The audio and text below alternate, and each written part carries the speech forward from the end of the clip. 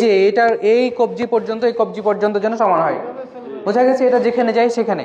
তবে উত্তম হচ্ছে বুকে হাত বাঁধা হচ্ছে উত্তম। হাদিসগুলো পর্যালোচনা করলে দেখা যায় যে বুকে হাত বাঁধাটা হচ্ছে উত্তম। বুকে হাত বাঁধাটা হচ্ছে উত্তম, যে আপনার এটা এবং এটা যেখানে যাবে, বোঝা গেছে? অর্থাৎ বুকের উপরে আসে এই কোণয় পর্যন্ত যত দূর আসে এ পর্যন্ত যাওয়াটাই হচ্ছে সর্বোত্তম। যে তারপরে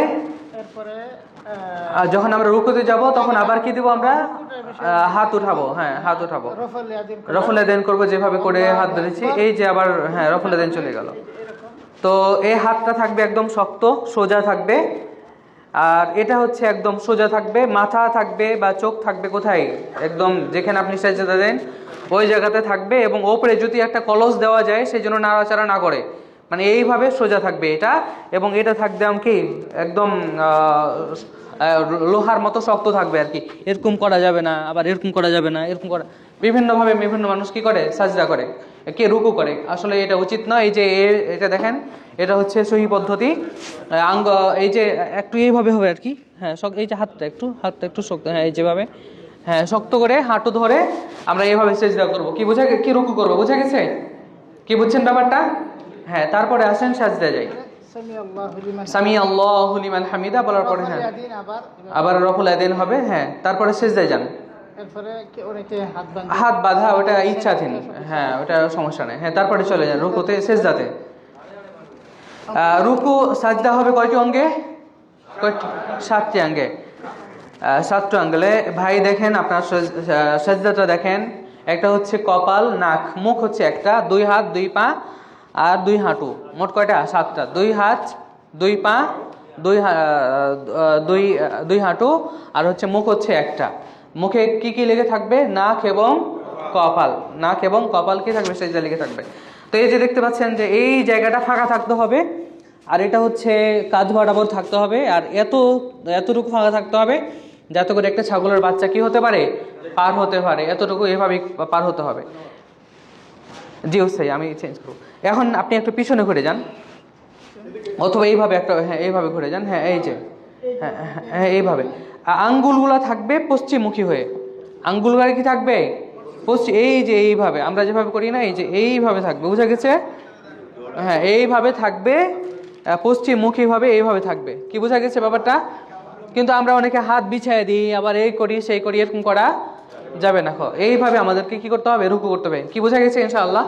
যে উঠেন আপনি, সালাম আল্লাহু আকবার বলে আবারই করবে। আর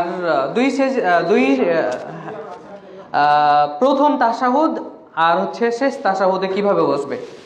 প্রথম 2 রাকাত বিশিষ্ট সলাতের তাশাহুদ হচ্ছে এইভাবে বসবে। কি বোঝা গেছে? 2 রাকাত সলাত বিশিষ্ট সলাতে কিভাবে বসবে? এইভাবে বসবে। আর 4 রাকাত সলাত বিশিষ্ট নামাজে এইভাবে বসবে, আগের মতো করে বসবে প্রথম বৈঠকে, আগেরটাই হন।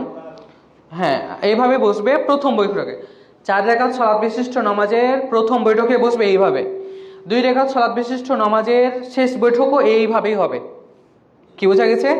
2 রাকাত বিশিষ্ট সলাতের শেষ বৈঠকও এটাও হবে, এবং 4 রাকাত সলাতের প্রথম বৈঠকে এইভাবে বসতে হবে। শুধুমাত্র 4 রাকাত সলাতের শেষ বৈঠক কিভাবে হবে এটা দেখান। হ্যাঁ, 3 আর 4, অর্থাৎ যেই সলাতে 2টা বৈঠক আছে একসাথে, এই যে এইভাবে বসবে। কি বোঝা গেছে? নিতম্বর উপরে বসবে এবং বাম পাটা ডান পায়ের নিচে চলে যাবে, আর হাতগুলা সোজা থাকবে। আর হাতগুলা 54 আঙ্গুলটা দেখে দেন একটু, এইভাবে। হ্যাঁ, এইভাবে থাকবে।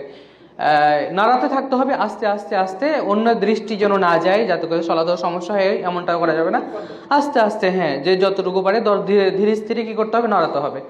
এইটা হচ্ছে 4 রাকাত সলাতে এবং 3 রাকাত সলাত বিশিষ্ট নামাজের শেষ বৈঠকে আমরা এইভাবে বসবো। কি বোঝা গেছে? না, সমস্যা হবে না, কিন্তু সুন্নাহ পালন করা হবে না।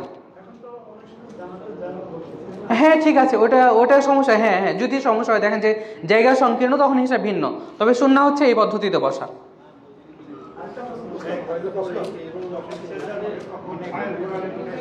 হ্যাঁ, 2টা পা, এটা কি হয়েছে? 2 রুকুতে কি, সিজদাতে কি হবে? 2 পা একসাথে হয়ে পশ্চিমমুখী হবে। হ্যাঁ, এটা পরে, ওটা আগের মাসালা, ওটা পরবর্তীতে সালাফিদের অনেক আলিমরা ফতোয়া দিয়েছে এটা, কিন্তু এটাতে ফেরত আসছে। হ্যাঁ হ্যাঁ, এটা আগের মাসালা ছিল, পরবর্তীতে ফেরত আসছে। কোনটা? ওটা ছিল ভুল মাসালা, পরবর্তীতে ওখান থেকে সংশোধন হয়ে আসছে, যারা ফতোয়া দিয়েছে দেখে নিন। জি শুকরান। না জাস্ট